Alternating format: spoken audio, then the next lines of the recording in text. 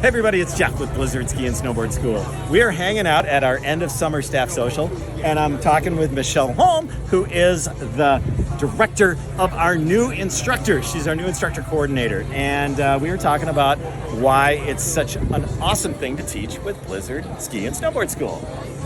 I love teaching with Blizzard Ski and Snowboard School, and new instructors should really come because it's an opportunity to really expand yourself and learn about yourself, as well as have the opportunity to teach kids, and they're so much fun. And you get to teach with another instructor, and you get to do all kinds of fun things all day long. You can make up games with the kids, how to smush a marshmallow in your boot, or all kinds of things just like that. So highly recommend becoming a new instructor with Blizzard. Awesome. And you don't have to be an expert skier or a snowboarder, as long as you are at least an intermediate and you enjoy kids, especially other people's children.